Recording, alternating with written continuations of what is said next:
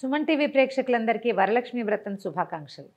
అయితే ఈ వ్రత దినోత్సవం నాడు 9 రకాలు, 5 రకాలు, 3 రకాలు మన శక్తిని అనుసరించి ప్రసాదాలు నైవేద్యాలు సిద్ధం చేసుకుని పూజ చేసుకుంటాం. ప్రసాద నివేదన అయిన తర్వాత కథ వినడానికి సిద్ధమవుతాం. 9 పోగులతోటి 9 ముళ్ళు వేసిన దారాన్ని మనం తోరంగా భావించి అమ్మవారి పాదాల చెంతుంచి 9 గ్రంథులకి 9 ముడులు వేస్తాం కదా. ఈ 9 ముడులకి ఒక్కొక్క నామం చెప్తూ తోర పూజ చేసుకుంటాం.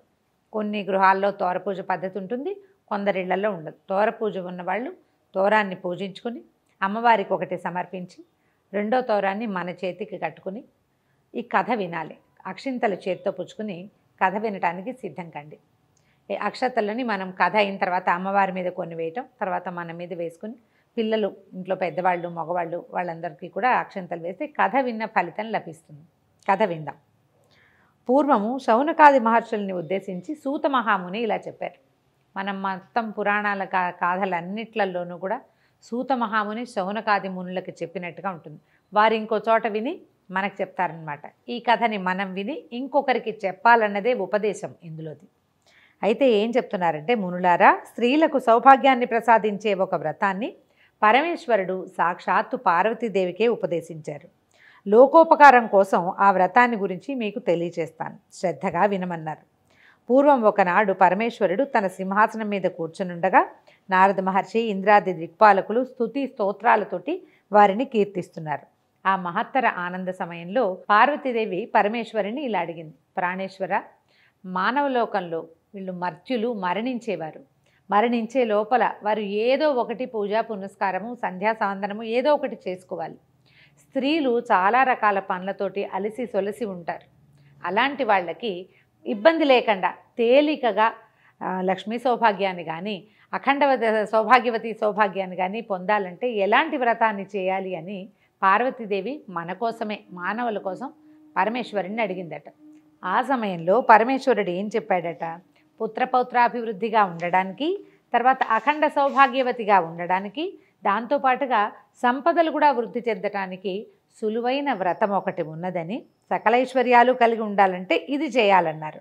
ఇది ఎలా చేయాలట, శ్రావణ మాసంలో పౌర్ణమికి ముందొచ్చే శుక్రవారం నాడు ఈ పూజ చేయాలని చెప్పారు. చెప్తే అప్పుడు పార్వతీదేవి అడిగిందట, ఇలాంటి వ్రతాన్ని ఇంతకుముందు ఎవరైనా చేశారా? దానివల్ల తమరు సెలవిచ్చినటువంటి అన్ని సౌభాగ్యాలు పొందిన వాళ్ళు ఎవరైనా ఉంటే వాళ్ళని గురించి చెప్పమంది. అప్పుడు ఈయన చారుమతీదేవి కథ చెప్పారు. కథ చిన్నది కానీ ఇందులో మనం తెలుసుకోవాల్సిన చాలా విషయాలు ఉన్నాయి. పూర్వం మగధ దేశంలో కుండినం అనే ఒక నగరం ఉండేది. ఇది చాలా అందమైన నగరము, బహుజనులు నివసించే ప్రాంతమట. అయితే ఈ ప్రాంతంలో చారుమతీదేవి అని ఒక సాధ్వి, ఒక ఆవిడ ఉండేది. ఈవిడ చాలా సద్గుణ సంపన్నురాలు, చాలా బుద్ధిమంతురాలు. భర్తని, అత్తమామల్ని విశేషంగా సేవించేది. ఇంటికి వచ్చిన అతిథి అభ్యాగతలు సేవ చక్కగా చేసేది. లోకోత్తరమైన గుణాలు కలిగినటువంటి సాధ్వి. అయితే ఒకనాటి రాత్రి ఆమెకు స్వప్నంలో లక్ష్మీదేవి కనపడిచిందట.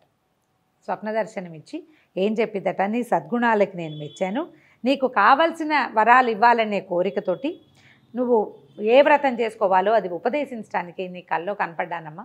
కాబట్టి నువ్వు శ్రావణ మాసంలో వచ్చేటువంటి పౌర్ణమిని కంటే ముందు వచ్చే శుక్రవారం నాడు ఈ ఫలానా వ్రతం చేసుకో అని ఈ వ్రతాన్ని ఉపదేశించింది. వరలక్ష్మి వ్రతము అని చెప్పి ఉపదేశించిందట. ఈ ఉపదేశించబడిన తర్వాత ఈమె నిద్రలోంచి మేల్కొని ఇది స్వప్నమని, తనకి స్వప్నంలో అమ్మవారే సాక్షాత్తు శ్రీ మహాలక్ష్మి దర్శనం ఇచ్చిందని తెలుసుకుని భర్తకి, అత్తమామలకి, చుట్టుపక్కల వాళ్ళందరికీ తెలియజేసింది. స్వప్న దర్శనాలు ఏవైనా మనకి మంచి కళ వచ్చినప్పుడు ఎవరికైనా చెప్పి దీనివల్ల ఎలాంటి ప్రయోజనము, ఇందులో నిజానిజాలు ఎంత అని తెలుసుకోవాలని చెప్తారు పెద్దవాళ్ళు. కళ వస్తే చెప్పాలి, మంచి కళైనా చెడు కళైనా. ఇది మంచి కళ కావడంతో విశేషంగా అందరికీ చెప్పిందట ఆవిడ. చెప్తే అప్పుడు ఏమన్నారంటే, శ్రావణ మాసం త్వరలో రాబోతోంది, అప్పుడు ఈ వ్రతం చేసుకుందాం.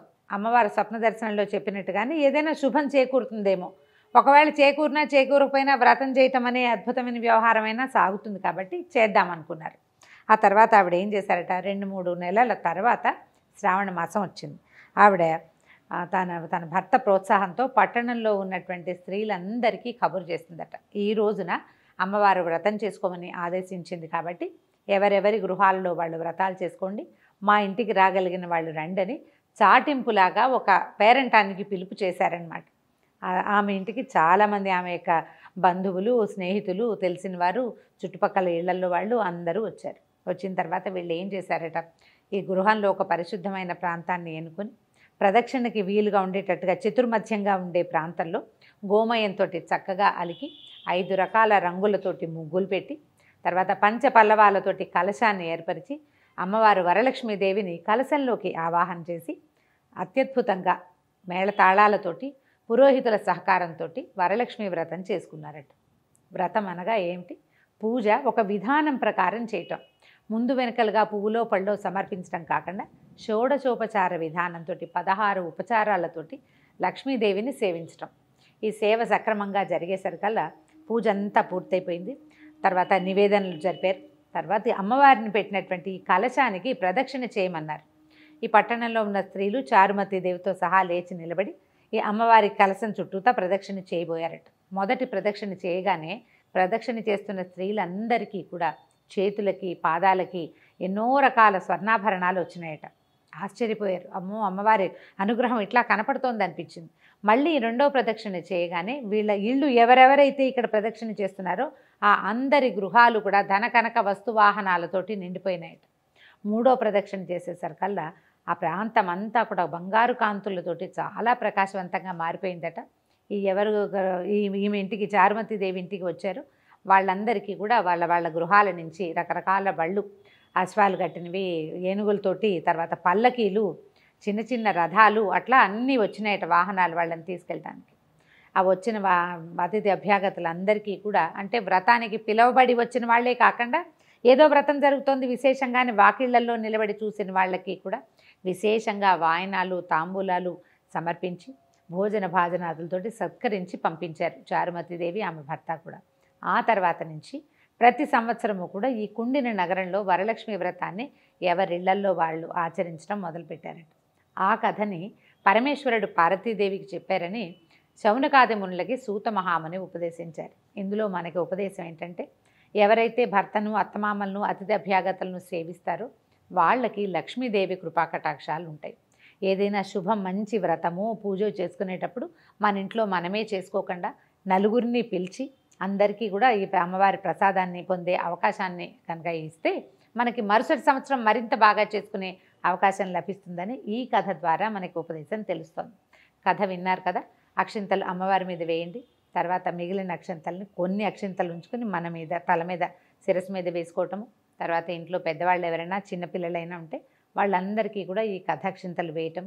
మనతో పాటు ఉన్నటువంటి ముత్తైదువులు ఎవరైనా ఉంటే వారికి అమ్మవారి పేరుతోటి ఒక తోరాన్ని, వాయనాన్ని సమర్పించి వారి ఆశీర్వాదాలు తీసుకోండి. ఈ రోజున అంటే ఇలా వ్రతం చేసుకున్న వాళ్ళు ఇంట్లో ఉన్న అత్తమామలు, పెద్దవారు, భర్త వీరి ఆశీర్వాదం తీసుకుంటే చాలా శుభం చేకూరుతుంది.